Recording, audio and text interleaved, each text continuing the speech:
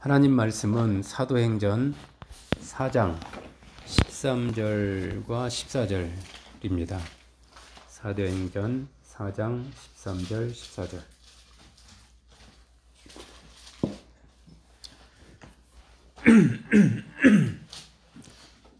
찾으셨으면 같이 합독하겠습니다. 그들이 베드로와 요한이 담대하게 말함을 보고 그들을 본래 학문 없는 범인으로 알았다가 이상히 여기며 또 전에 예수와 함께 있던 줄도 알고 또 병나은 사람이 그들과 함께 서 있는 것을 보고 비난할 말이 없는지라. 아멘. 기도하겠습니다. 좋으신 아버지 하나님 감사합니다. 한 주간 동안도 주의 날개 아래 품어주시고 이렇게 하나님 앞에 나와 예배하며 또 하나님 찬양도 하고 기도도 하며 또 하나님 말씀 듣게 해주셔서 참으로 감사합니다. 아멘. 주님의 존귀한 보혈로 우리의 수많은 허물들을 이 시간에도 가려주시고 하나님 앞에 보혈의 애복을 입혀주시사 또 그 애복을 보시고 하나님께서 우리를 자녀로 맞아주시며 또 우리들이 기도하는 모든 기도 가운데 마치 어린 자녀가 부모에게 말할 때 귀를 기울여 주듯이 우리에게 귀를 기울여 주시고 또 응답해 주심을 참으로 감사합니다. 아멘.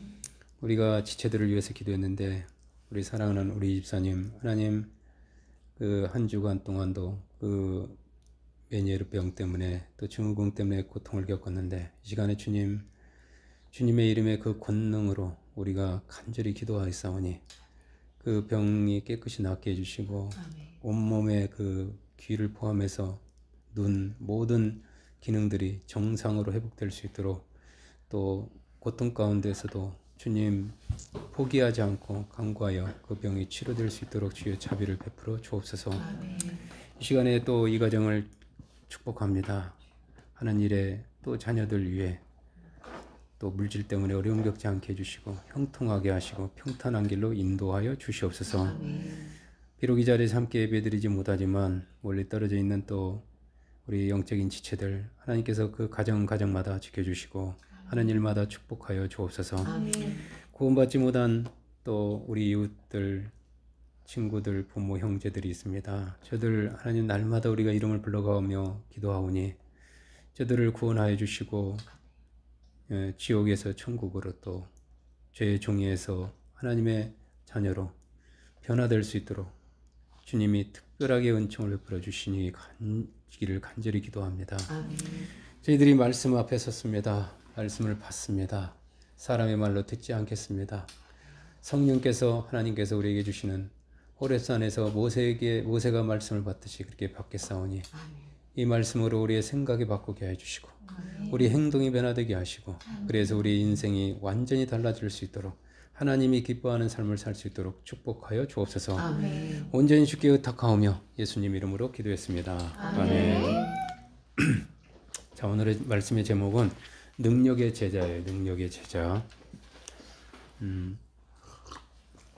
자, 예수님의 제자들을 보면은 예수님의 부활 이전과 부활 이후의 삶의 그 모습이 180도 다르다는 것을 알 수 있습니다. 자, 부활 이전은 제자들의 모습을 어떤 말로 표현하면 가장 적합할까? 제자들의 여러 가지 모습들이 제가 생각나면서 있지만 첫째로 떠오르는 단어는 무능함이에요. 무능함. 그리고 비겁함, 무서워하고 두려워하고 그런 모습들. 세 번째가 교만함, 그 다음에 시기 질투하는 거, 다른 사람 무시하는 거, 또 이렇게 혈기 있는 거 여러 가지가 있지만 저는 이 세 가지가 아닌가 생각해요. 예수님이 살아계시는 동안 제자들은 실질적으로 아무것도 할 줄 몰랐어요. 그저 어린아이가 엄마 뒤를 졸졸 따라다니듯이 그 예수님을 따라다니면서 예수님의 그 행하시는 기적을 보면서 그저 감탄하고 놀랄 뿐이었어요. 그들은 예수님이 전하시는 그 말씀에 그 말씀이 왜 그 본질이 있거든요. 말씀의 그 속뜻이 있거든요. 그 의미도 잘 몰랐고요. 예수님이 일으키는 기적이 요한복음에 나온 대로 물로 포도주를 만드는 기적이 그냥 기적이구나. 예수님 대단하네. 뭐 이 정도. 기적이 표적인지도 몰랐습니다. 예, 기적이 누구를 위한 기적인지도 몰랐고요. 심지어 예수님이 그러다 보니까 정말 왜 이 땅에 오셨는지도 전혀 깨닫지 못한 채 그냥 주님만 따라다닐 뿐이죠. 예수님이 말하는 소경, 예수님이 말하는 귀머거리가 뭐 바리새인들도 의미하기도 했지만 사실은 제자들을 가리킨다고 할 수도 있어요. 정말 소경이 보아도 보지 못하고 빌립 자체도 하나님 보여달라고. 빌립아 네가 왜 보아도 보지 못하냐. 나를 본 자가 아버지를 본 자인데. 도무지 무슨 의미인지를 몰랐어요. 오죽하면 예수님께서 그런 제자들을 향해서 그 마가의 다락방에서 마지막 만찬을 하는 자리에서요. 요한복음 16장 7절에서 이렇게 말 내가 떠나가는 것이 너에게 유익이다. 너희는 요한복음 15장에서 너희와 나는 포도나무와 가지인데 너희들이 내 안에 너희가 너희가 항상 같이 있어야 실상을 말하면 사실 내가 떠나가야 되는데 떠나가야 되겠다. 그것이 너희한테 유익이 되겠구나.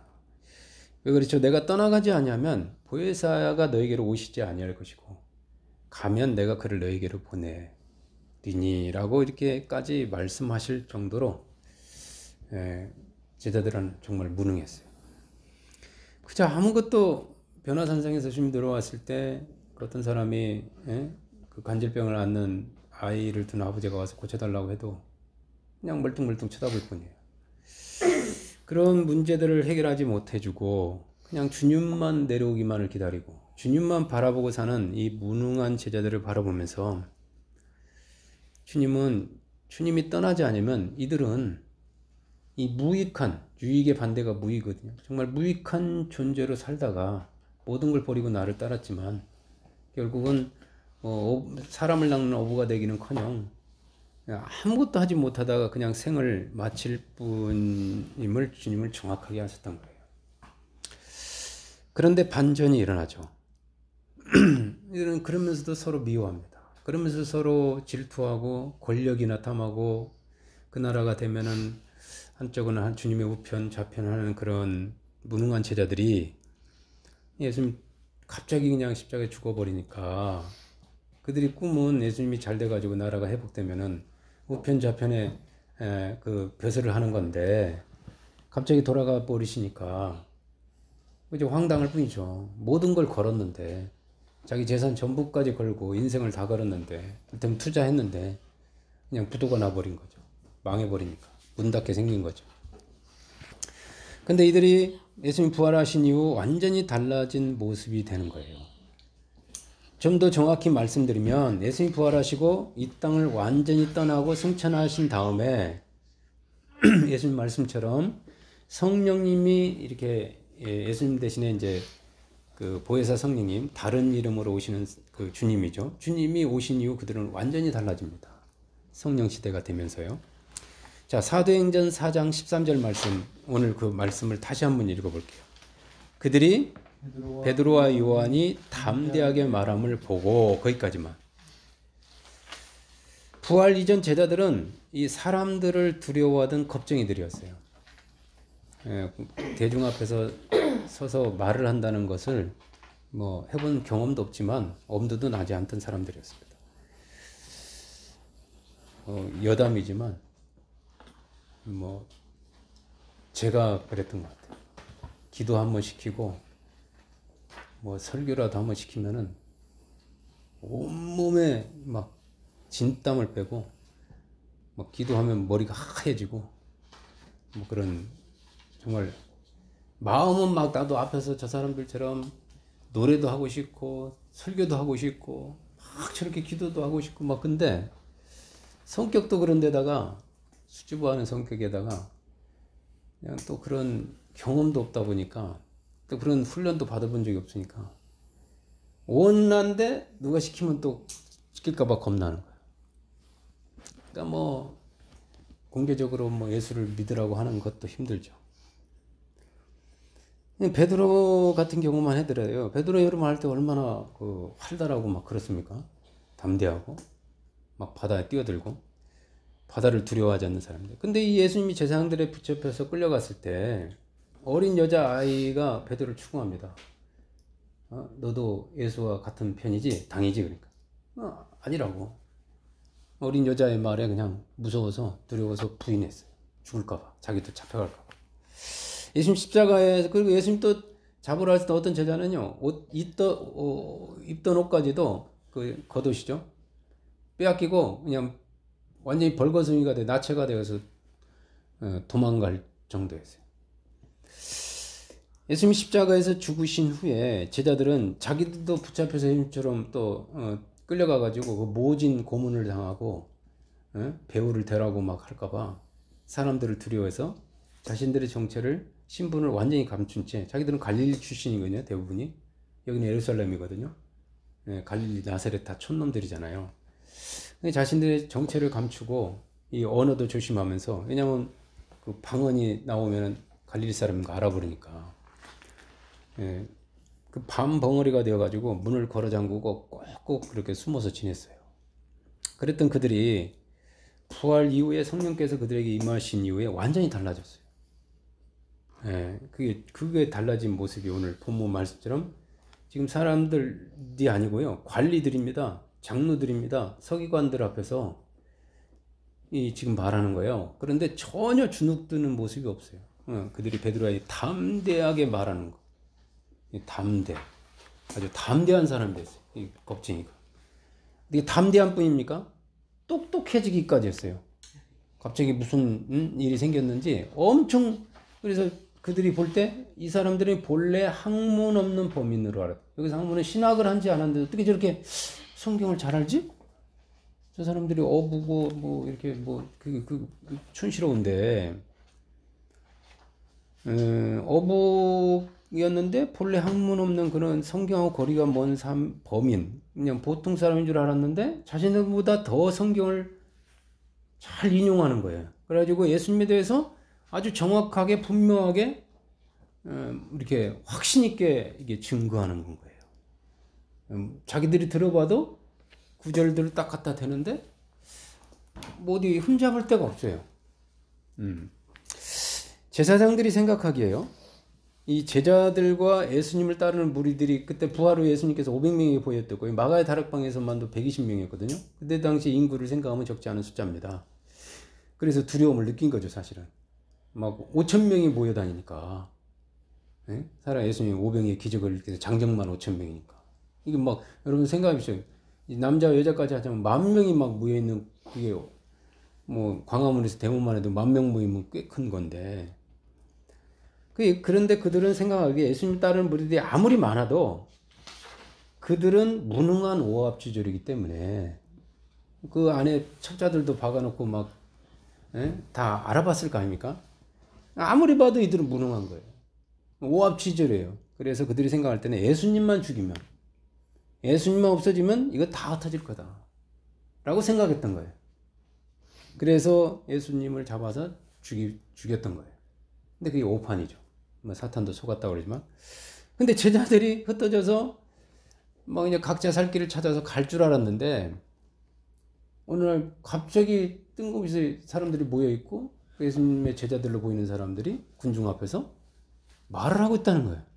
그 사람들을 봐서 갔더니 그래요. 그래서 잡아다가 이게 추궁하는 장면인 거죠. 완전히 달라진 거예요, 제자들이. 그 달라진 모습을 보고 그들은 너무 몹시 놀랐다고 그랬어요. 몹시 놀라고 또 한편 당황스러웠어요. 그래서 제자들을 따로 놓고 그들끼리 회의를 하는 걸 볼 수가 있습니다. 예수만 죽으면 어떨 줄 아는데 이들이 왜 이렇게 흩어지기는커녕 이게 더 결집하지? 그랬던 거예요. 그 제사장들이 할 수 있는 일은 제자들을 불러가지고요, 따로 대책이 뭐냐면 예수의 이름으로 말하지도 말고, 그리고 가르치지도 말라고 경고하는 것밖에 없어요. 경고 주는 거.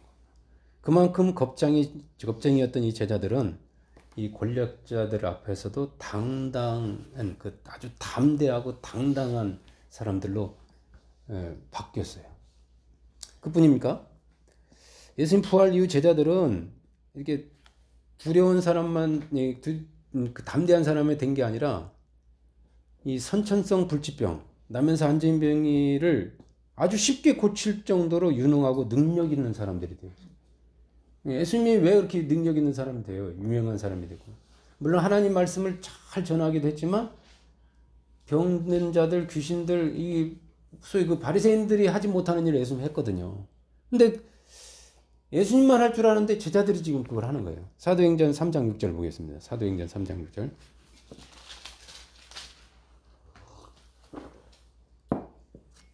합독할까요? 제가 이르되 은과 금은 내게 없거니와 내게 있는 이것을 내게 주노니 나사렛 예수 그리스도의 이름으로 일어나 걸으라 하고. 아멘.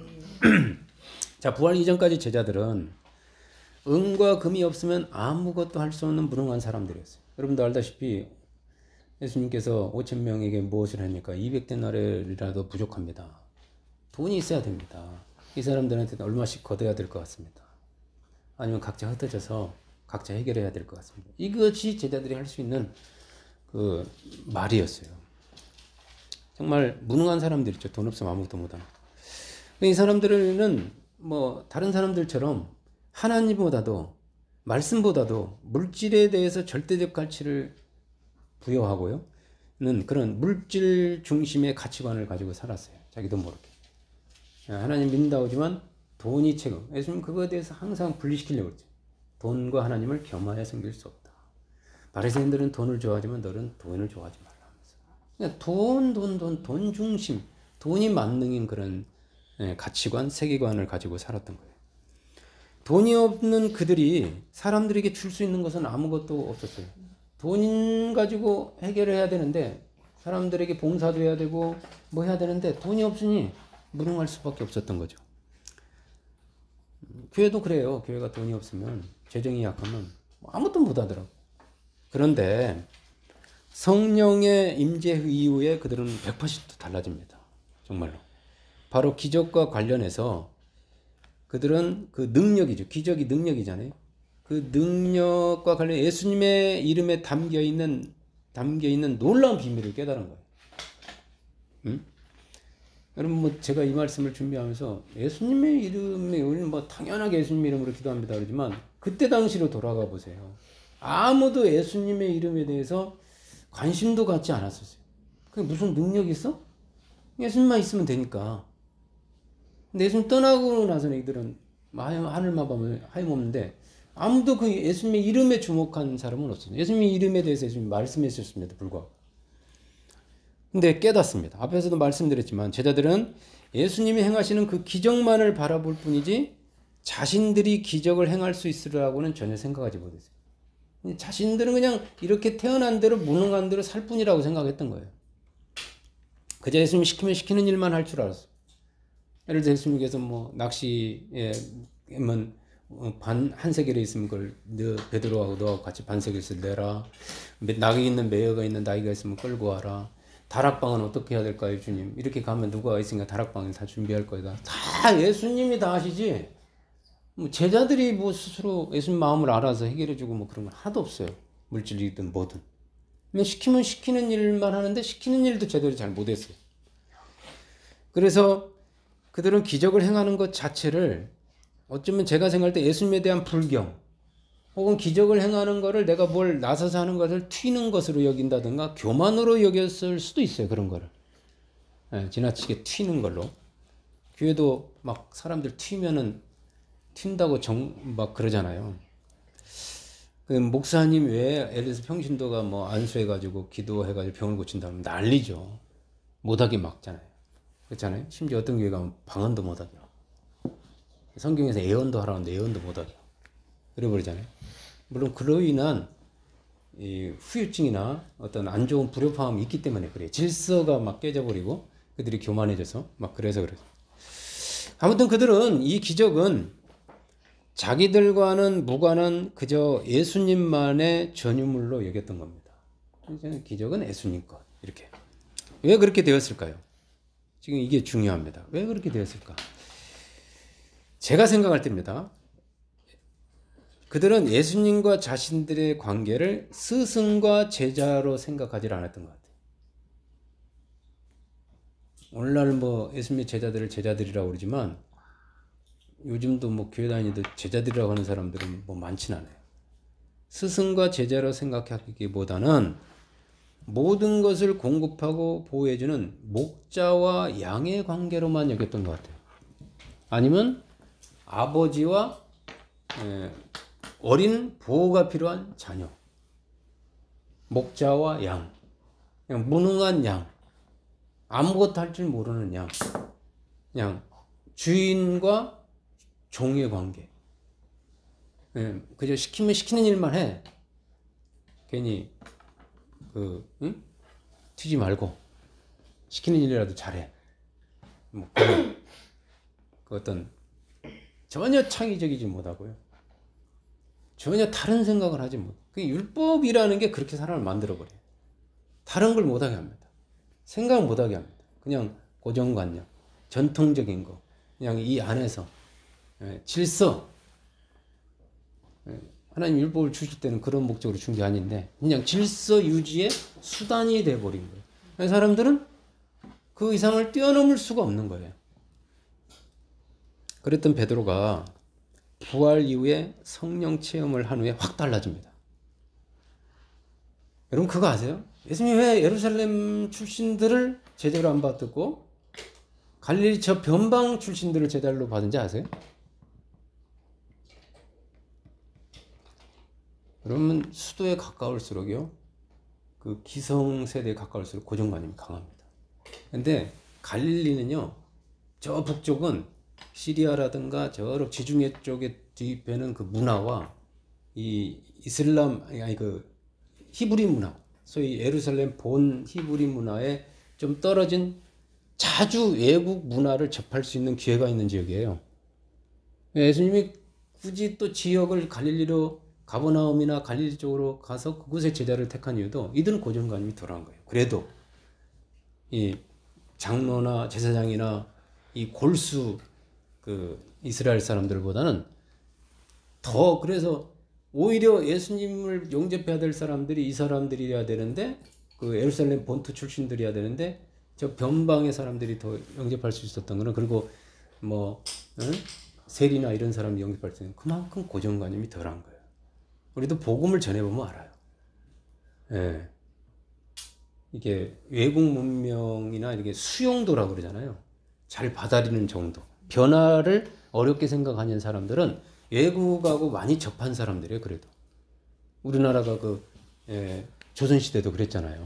그래서 외국에 보낸 사람들이 실학자들이 그래도 빨리 받아들였잖아요. 근데 명나라 그냥 그 주작에 오랫동안 굳어진 사람들은 그냥 계속 세상은 변하는데 그냥 그대로 있는 거예요.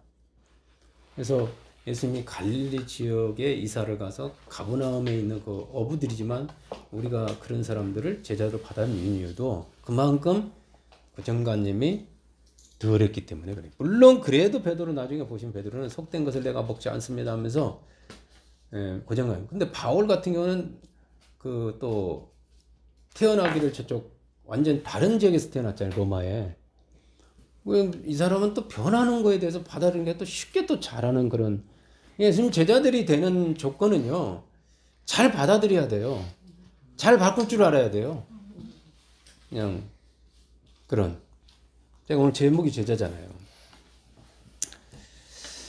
그 베드로가 확 달라지고서요. 예수님처럼 나면서 안진뱅이를 향해서 나사렛 예수 그리스도의 이름으로 일어나 걸으라고 명령합니다. 네, 명령을 합니다. 처음으로요. 제가 알기로는 예수님 제자들 중에 처음으로 예수 이름의 권세를 사용한 거예요. 베드로가. 항상 베드로는 처음이 많아요. 베드로를 보면 성격이 매사에 능동적입니다. 그리고 적극적인 행동파예요. 요한에 비해서. 그렇다고 요한은 사색적이지만 또 행동하지 않느냐? 그렇지는 않아요. 좀 신중할 뿐이죠. 그런 적극적인 행동파였지만 영적인 부분에서는요. 어린아이와 다름이 없었어요.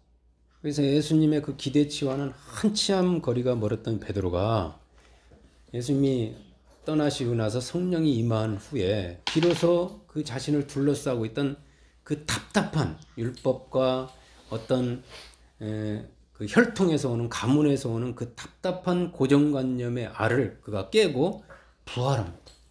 우리가 달걀 지난주에 먹었잖아요. 그 달걀이 부화하고서 닭이 되는 것 때문에 부활의 가장 상징이라 달걀을 그걸 사실 쪄버리는 게 좀 문제가 있어요. 쪄버리는 순간 절대 달걀은 닭이 될 수가 없습니다. 사실은 병아리를 갖다 주는 게 부활에 가장 맞기도 해요. 사실 부활의 의미는 찐 달걀이 아닙니다. 예. 달걀로만 있으면 안 된다. 어떻게든 알을 깨고 너는 이런 가능성이 있는 알이다. 예수님이 베드로를 봤을 때 베드로의 미래 그 가능성을 봤던 거거든요. 지금은 비록 알 속에 갇혀있는 답답한 무능한 베드로지만 그가 그 고정관념의 알을 깨고 부활합니다. 자신을 제한하고 살아왔어요. 늘 자기를 그래도 갈릴리 사람이라 더 A가 율법이라든가 이런 걸로 자신을 제한하고 남이 나를 어떻게 생각 이런 것보다는 덜하지만 베드로도 그런 게 있어요. 문화적으로 유대인이기 때문에 자신을 제한하고 있던 알에서 그가 깨어나자마자 이게 예수를 믿는 사람들의 특징입니다. 깨어나는 것, 깨지는 것, 부화하는 것, 변하는 게 예수 믿는 사람들의 특징이에요. 예수 믿으나 안 믿으나 똑같은 거는 뭔가 의심을 가야 돼요. 진짜. 예수 그리스도의 이름 속에 감춰져 있던 그 놀라운 능력의 비밀을 그가 깨닫습니다. 담대하게 그래서 입을 열어서 그 이름을 사용하는, 사실 무섭거든요. 안 되면 어떡하지 하면서. 그런 사용하는 권능 있는 사자가 된 거예요. 그냥 독수리가 된 겁니다. 진짜. 베드로는 나면서 안진병이가 일어나서 이 걸은 사건에 대해서 사람들이 베드로 자신을 주목하면서 자신의 권능으로 그가 걷게 한 것처럼 베드로를 주목하면서 놀라자 그들에게 그 기적의 비밀을 밝힙니다. 사도행전 3장 16절이에요. 어떡할까요? 그 이름을 믿음으로 사도행전 3장 16절. 3장이요? 4장? 지금 우리가 3장이잖아요. 네. 16절. 네, 16절 읽으세요. 합동. 그 이름을 믿음으로 그 이름이 너희 3장 16절. 다시요. 그 이름을 믿음으로 그 이름이 너희가 보는 아는 사람을 성하게 하였나니 예수로 말미암아 난 믿음이 너희 모든 사람 앞에서 이같이 완전히 낫게 하였느니라. 이 기적은 자신들의 권능으로 된 것이 아니라 자신의 힘으로 된 게 아니라 오직 예수 그리스도의 권능이라는 거예요. 자신들은 그저 그 이름을 믿고 그냥 말한 것밖에 없다는 겁니다. 네, 자기들이 한 게 아니고.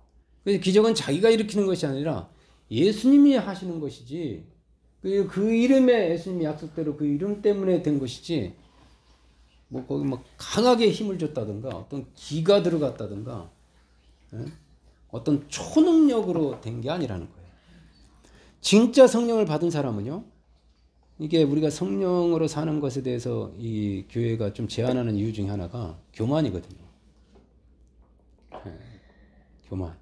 근데 진짜 성령을 받은 사람은 이렇게 내가 한 것이 아닙니다. 큰 기적, 큰 성공 앞에서도 결코 교만하지 않습니다. 지난주에도 제가 그랬잖아요. 가나안 땅에 들어가든 교만하지 말아라. 가난한 사람이 부자가 되면 갑자기 졸부가 오래가지 못한다는 게 교만해서 망하는 거거든요. 그거는 자기가 했다고 생각해서 그런 거예요. 내 거라는 생각. 진짜는요, 자기가 아니라 내 안에 계시는 성령이심을 너무도 잘 알기 때문에 사람들이 막 인기가 올라가도 사람들이 몰려와도 절대 넘어지지 않아요. 예, 똑같습니다. 변함이 없습니다. 사실 예수님의 이름으로 일으킬 기적은 이 기적은 이미 예수님께서 십자가와 부활 이전에 약속한 거예요. 요한복음 14장 12절로 14절 말씀 보겠습니다. 요한복음 14장 12절부터 14절.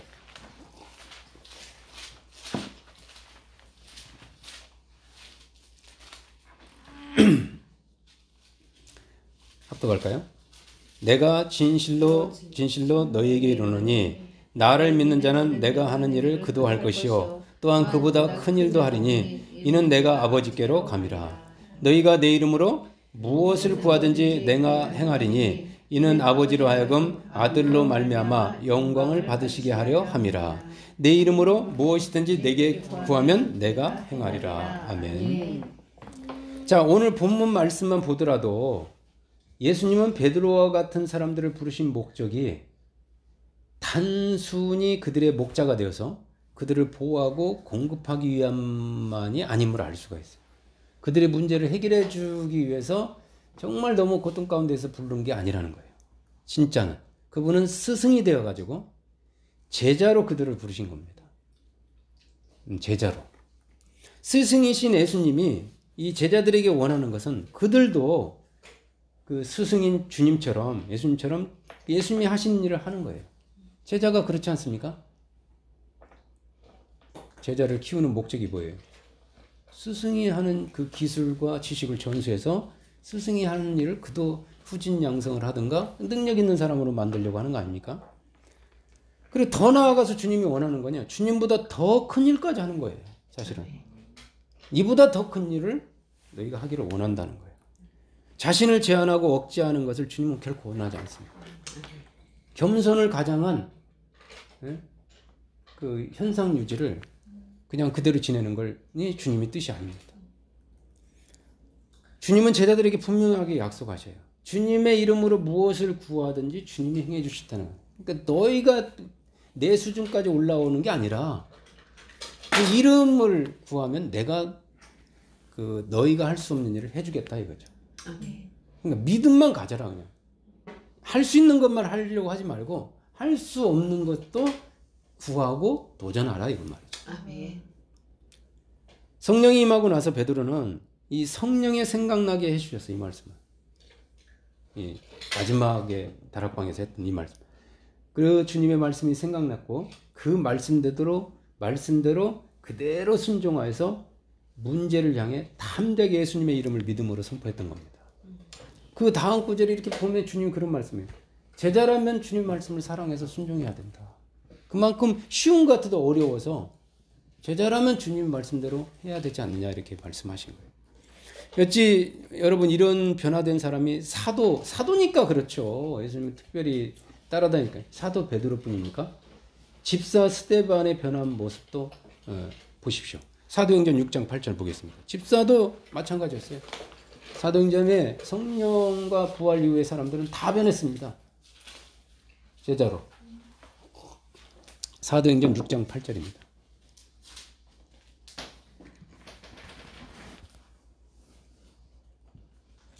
합독할까요? 스데반이 은혜와 권능이 충만하여 큰 기사와 표적을 민간에 행하니. 이 평신도 집사였던 스데반 역시 부활 이전까지는 전혀 알려지지 않은 그런 평범한 교인 신자 중 한 명이었어요. 그랬던 그가 사람들 사이를 다니면서 민간에 큰 기적을 행하고 다니는 거예요. 집사가. 6장 10절 보겠습니다. 6장 10절 보겠어요? 스데반이 지혜와 성령으로 말함을 그들이 능히 당하지 못하여. 뿐만 아니에요. 지혜와 성령으로 말하는 이 스데반을 장로와 서기관들, 정통으로 성경을 공부했던 사람들이 도저히 당할 수가 없었던 거예요. 스데반이 순교하기 전에 그 스데반이 한 설교가 사도행전 7장에 전장에 나와 있어요. 평신도가 한 설교입니다. 아브라함부터 그가 설교를 보면 아브라함부터 시작해서 쫙 솔로몬까지 다윗부까지 솔로몬까지 구약의 역사 전체를 통해서 예수 그리스도를요. 이 선지자 예수님에 대한 그리스도를 말씀으로 정확하게 증거하고 있어요. 예. 여러분 스데반이 왜 이렇게 되었을까요? 베드로가 왜 이렇게 되었을까요? 성경은 그 이유를 스데반이 은혜와 권능이 충만하여 이렇게 말합니다. 은혜와 권능이 충만하여. 그리고 그 충만한 성령의 지혜로 말하였기 때문이라고. 비밀은 성령의 충만이죠. 비밀이 바로 성령입니다. 성령이 비밀이에요. 예수님 부활 이후에 성령이 임하고 나서 그들은 성령의 말하게 하심을 따라 말하고 성령이 행하게 하심을 따라 행하는 사람이 된 거예요. 아멘. 부활 이전에 그들은 자신들의 생각과 자신들의 말만 했어요. 자신들의 자기 주장, 내 생각에는, 내 말은 이런 말을 많이 썼어요. 여러분도 언어를 점검해 보십시오. 제 생각에는요. 이 말을 많이 씁니다. 자기 생각, 자기 감정, 자기 기질대로 따라 살았던 거예요.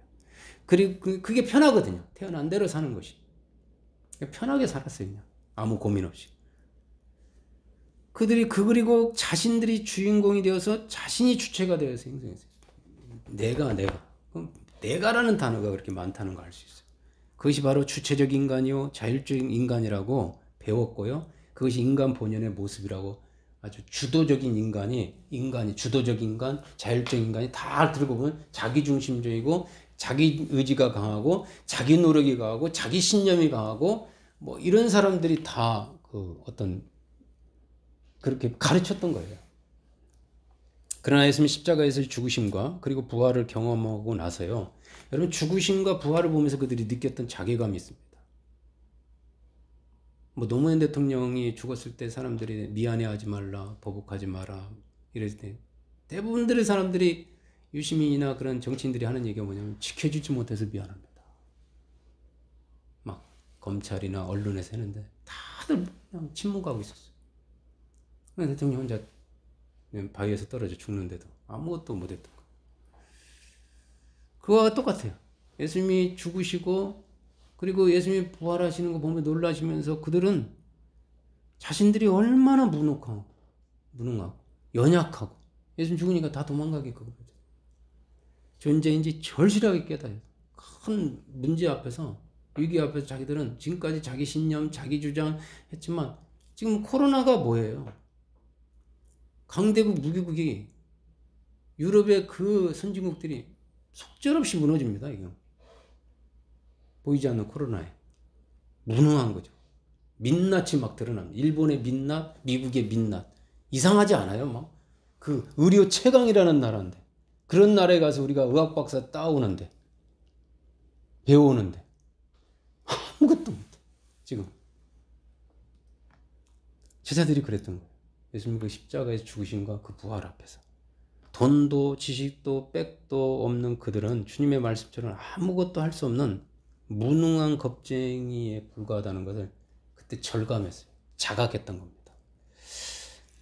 그러면서 그들은 이렇게 하늘로 올라가신 그 예수님만 바라보다가는 자신들은 목자 이런 양처럼 그 제사장이나 서기관들이 바랬던 것처럼 뿔뿔이 흩어져서 결국은 흐지부지 없어져 버릴 소멸될 뿐임을 분명하게 알았어요. 부활 이후 주님은요 흩어져 숨어있던 제자들을 찾아갑니다. 일일이 다 찾아가요. 옛마을로 가졌던 제자들. 그래서 부활의 모습을 보면서 나다 하면서 그들을 다 이렇게 모아오기 시작합니다. 예수님 부활하셔서 40일 동안. 그래서 예루살렘을 떠나지 말아라. 그리고 딱 한마디 해요. 오직 아버지의 약속하신 성령을 기다리라. 아멘. 당부합니다. 예수님. 그 무능해가지고 아무것도 할 줄 모르는 제자들 침체되어 있는 그 분위기 가운데 답은 성령이다. 아멘. 예수님이 안 계신 지금 사면 초가에 빠져서 이러지도 저러지도 못하고 지도력도 발휘할 수도 없는 그들에게 오직 희망은 주님이 말씀하신 성령뿐이었어요. 그래서 그들은 주님의 말씀대로 주님이 승천하신 후 그냥 뭐 성령을 알아요, 받아봤어요, 뭐 경험한 사람이 하나 그냥 주님 말씀만 믿고 마가의 다락방에 모여서 막 10일 동안을 그냥 오직 성령만을 간절히 사모하고 구했던 거예요. 그거 아니면 자기들은 이 상태에서 벗어날 길이 없거든요. 이 굴레에서. 누가복음 11장 13절 보겠습니다. 누가복음 11장 13절. 누가복음 11장 13절. 누가복음 11장 13절.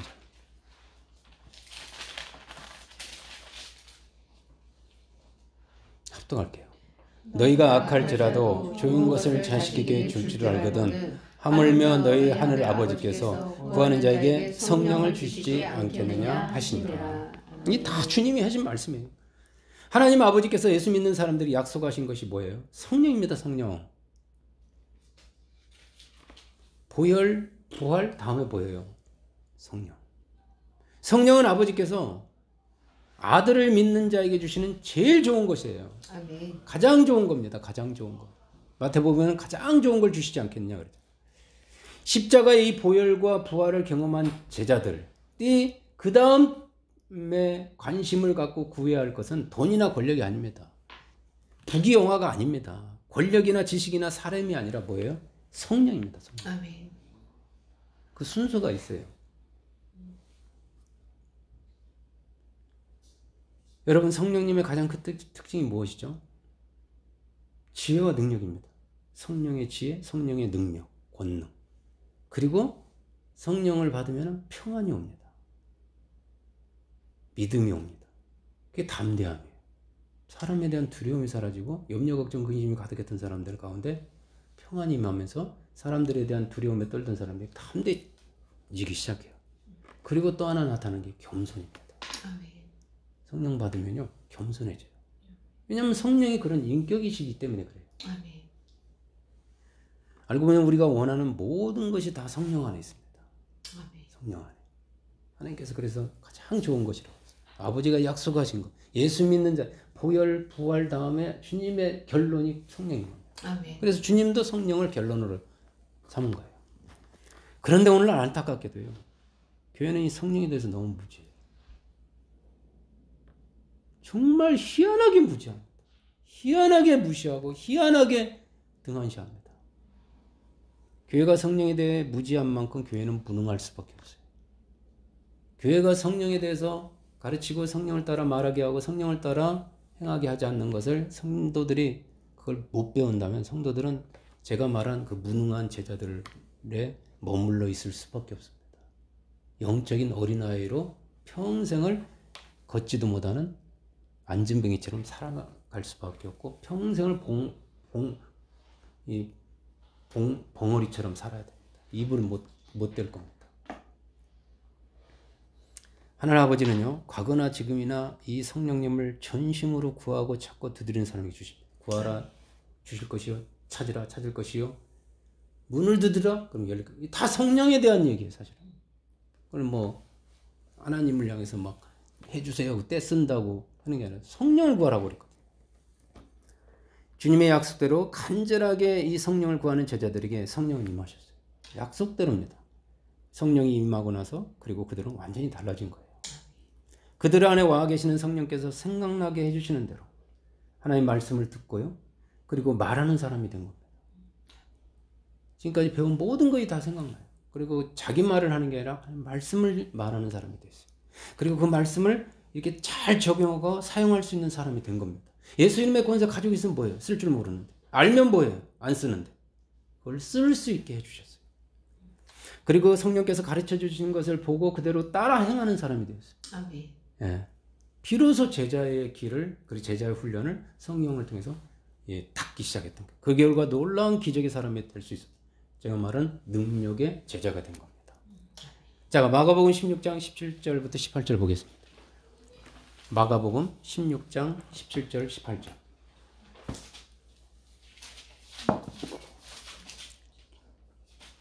마가복음 16장 17절부터 18절.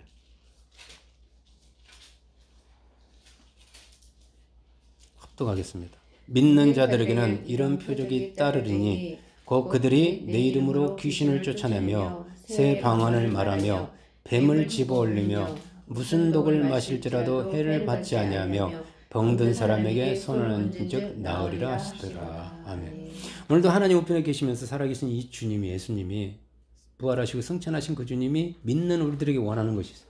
믿는 저와 같은 여러분 제자들에게 원하는 것이 바로 기적이 따라다니는 거예요. 아멘. 기적이 따라다니는 제자. 기적을 쫓아다니는, 기적이 일어났다면 막 모여 여기저기 쫓아가고 거기 따라가는 사람이 아니라 기적이 따라오는 사람. 다시 말하면 기적을 상식처럼 일으킬 수 있는 사람이에요. 예수님이 그러셨거든요. 오늘날 그러면 무슨 기적이 있다면, 어디에서 병이 나왔다면, 응? 뭐 사람들이 막 벌떼같이 걸러 모여듭니다. 자기가 그걸 해는 사람이 돼야 되는데. 기적의 수혜자가 아니라 기적을 일으키는 자가 주님이 원하는 제자입니다. 어떤 기적이죠? 주님의 이름으로 믿는 자들에게 이런 표적이 따르니 저희가 내 이름으로 나와 그의 가정에 혹은 우리의 가정에 들어와 있는, 우리 사업장에 들어와 있는 귀신을 쫓아내는 거예요. 아멘. 귀신이 있는 거 알아도 쫓아낼 줄 모르면 아무 소용없죠. 이전과는 전혀 다른 새 방언을 말하는 겁니다. 새 언어를 말할 줄 알아요. 새 말을 할 줄 알아요. 그것도 기적입니다. 제일 힘든 게 이 습관, 언어의 습관이거든요. 부정적인 말 안 바뀌어요. 징그러운 뱀, 더러운 뱀, 즉 마귀 사탄을 집어올리는 담대함. 무슨 독을 마실자로 해를 받지 않는 것. 이걸 문자 그대로 해가지고 독 마시면 안 됩니다. 어떤 독한 문제가 와도, 어떤 힘든 문제가 와도 그 문제 때문에 소멸되지 않는 것, 쓰러지지 않는 것, 아멘. 무너지지 않는 것, 다시 일어나는 것. 아멘. 이게 기적이죠. 뭐. 전에는 픽픽 쓰러졌어요. 푹 밀면 어디 가서 찌그러가지고 울고 사람들한테 손 내밀고 안 도와주면 마음에 원한을 품고 뒤에서 비방하고 사기나 치고 이런 사람이었단 말이에요. 근데 달라지는 거예요. 그리고 다른 사람을 그렇게 만들 줄 알아야죠. 변화시키고. 그리고 병든 사람에게 손을 얹고 기도하여 그를 고치는 거예요. 아멘. 병, 육신의 병도 있지만 마음의 병, 심령의 병, 여러 가지 수많은 병들인데 전에는 그런 것에 대해서 어떻게 할 줄을 다룰 줄을 몰라요. 근데 예수 이름을 얹고 말씀을 전하면서 기도해 주는 거예요. 이 모든 기적은 예수님이 이걸 기적이라고 했어요. 표적이라고 했어요. 이 기적은 예수 그리스도의 이름을 사용하면 됩니다. 아멘. 예수님의 전유물도 아니고 사도들만의 전유물도 아니고 사도행전의 초대교회에서 일어났던 전유물만이 아닙니다. 이게. 예, 그렇죠. 예수 그리스도의 그 이름에는 예수는 그리스도는 과거나 현재나 영원토록 동일하시니라. 아멘. 그 이름에는 여전히 지금도 여러분 사도행전 사도시대에만 예수 이름에 능력이 있었어요? 아니잖아요. 예수 그리스도 어제나 오늘이나 영원토록 통일하시잖아요. 아멘. 그 이름은 여전히 능력이 있다는 걸 알아야 돼요. 아멘. 지금처럼 과학이 발달한 시대도 예수 이름에는 능력이 있습니다. 아멘. 그 이름으로 구할 때 주님께서 하늘에서 들으시고 행하십니다. 우리가 과학 만능이라는 시대에 살고 있기 때문에 예수 이름을 쓸 필요가 없어서 그러겠지만 절박해 보세요. 과학으로 되는 게 있나? 자녀들 한번 말 안 듣고 빗나가 보십시오. 속수무책 여러분이 할 일이 하나도 없어져. 예수 이름, 예수님의 보혈, 예수님의 말씀 외에는 안 잡힙니다. 그게 그물이거든요. 그 뺀질뺀질한 물고기들이 잡힙니까? 말씀에 그물을 던져야 잡히지. 왜 예수 이름으로 주님이 하라? 그 결과 주님이 우리를 통해서 영광을 받기 때문에 그래요. 아멘. 요한복음 14장 10절 이름을 사용하라. 아들이 그로 말미암아 영광, 아버지가 아들을 통해서 영광을 받고 예수님이 진짜라는 것은 그 이름을 써야 되는 이유가 거기 있는 거예요. 성령은 예수 그리스도 이름을 사용하도록 우리를 진리 가운데 인도하고 가르쳐요. 성령이 오신 목적이 예수 그리스도 이름을 사용해라. 예수님의 말씀대로 해봐라. 이게 성령님이 진리 가운데 인도하시고 우리를 가르칩니다. 자, 그렇다면 언제 이러한 기적들이 우리 삶 가운데 따라올까요? 20절이 이제 마지막에 보는 구절이에요. 20절 합독합니다. 제자들이 나가 두루 전파할세 주께서 함께 역사하사 그 따르는 표적으로 말씀을 확실히 증하시니라. 언제 기적이 일어나요? 언제 주님이 함께 역사해요? 할 때입니다. 할 때. 할 때. 우리가 교회 문을 열고 나가자마자 하나님 말씀으로 말할 때, 예수 그리스도의 이름으로 선포할 때, 즉 그게 믿음으로 행동하는 겁니다. 믿음으로 말하는 겁니다. 그때 주님이 함께 역사하셔요. 그 결과 주님이 행하셨던 것과 같은 기적이 표적으로 따라옴을 우리가 확실하게 체험할 것입니다. 이제 말씀을 맺습니다. 여러분, 예수님 믿음으로 모든 것이 끝이 아닙니다. 예수님 만났다고 해서 다 끝난 게 아닙니다. 더 이상 나는 이제 배울 것도 없다가 아닙니다. 예수님 믿고 교회 다니고요. 예배 드리면서요. 성경 공부하고 은혜 받는 것이 다가 아닙니다. 오늘도 목사님 은혜 받았습니다 하고 인사하고 빠이빠이 하고 또 교회 밖을 나가면 내 말하고 내 생각을 말하고 내 주장하고 내 능력으로 살아가는 게 주님의 뜻이 아닙니다. 예수님 믿고 천국 가는 날만을 바라보면서 이 풍진 세상, 이 어려운 힘든 광야 같은 세상 언제 내가 천국 갈고 하면서 하늘만 바라보는 것이 주님의 뜻이 아닙니다. 천국 언제 천국 갈까 하고 사는 것이 주님의 뜻이 아니에요. 보혈과 부활 체험 이후에 베드로와 스데반처럼 나 자신의 그 비겁함, 그리고 나 안에 감춰졌던 그 교만함, 그리고 아울러 문제 앞에서 아무것도 할 수 없는 무능한 나 자신의 그 한계, 그리고 내가 그걸 나를 제한했던 모든 것을 절실하게 깨달아요. 그게 제가 나는 안 되라는 말이에요. 여러분을 무시하려고 그런 게 아니라 그걸 깨달아야 돼요. 내가 무능하구나. 그런데 이렇게 살 수는 없어. 아버지가 이걸 원하지 않아. 주님이 이걸 원하지 않는 거구나. 그걸 깨닫고 어디를 향해야 되냐면 내가 오늘부터 능력개발 책을 읽고 자기개발 책을 읽으면서 습관의 변화라는 책을 읽으면서 막 그렇게 막 자기를 바꾸려고 하는 게 아니라 어디를 향하면 성령. 제가 성령이 답이라고 그랬잖아요. 예수님도 성령을 가르쳤고. 그래서 그 성령님을 간절하게 진실하게 구하고 자꾸 두드리는 거예요. 아멘. 이거를 안 해. 성령을 향하지 않아. 이제 단순하게 예배를 통해서 은혜 받고 마는 차원에서 스데반처럼 성령의 은혜와 권능, 성령의 지혜가 충만해서 그 성령의 말하게 하심을 따라 말해서 주님이 원하신 대로 기적을 행하는 사람이 되기를 사모하시기 바랍니다. 아멘. 성령님은요 인격이에요. 인격이시기 때문에 억제로 강제로 하지 않습니다. 신을데도 강제로 끌어다가 막 무자비하게 두드려 패면서 강권해서 하질 않습니다. 내가 사모해야 돼요. 내가 원해야 됩니다. 내가 갈망해야 돼요. 내가 소원해야 됩니다. 이제 질문 드리겠습니다. 여러분 제자입니까? 아니면 교인입니까? 제자라면 능력 있는 유능한 제자입니까? 아니면 시키는 일만 할 줄 아는, 아니면 시키는 일도 가려가면서 하고 어려운 일, 힘든 일은 슬금슬금 빠지고 못한다 그러고 안 한다 그러고 그럼 무능한 제자입니까? 유능한 제자가 되시기를 원하신다면 스승 되시는 주님의 말씀대로 사십시오. 아멘. 저와 여러분 스승 되시는 그 주님은 유능하셨어요. 아멘. 담대하셨어요. 정말 대단하신 분. 그리고 그분을 닮아가십시오. 아멘. 그분을 닮아가려고 흉내내기를 하십시오. 그분을 사모하시고 그분이 어떤 분인지를 아시고 다시 스승을 재발견하시기 바랍니다. 아멘. 그리하여 겁 많은 무능한 존재에서 담대하게 말하고 행동하는 당당하고 멋있는 그런 주님의 제자가 되시기를 주님의 이름으로 진심으로 축복합니다. 아멘. 같이 오늘 말씀 붙잡고요.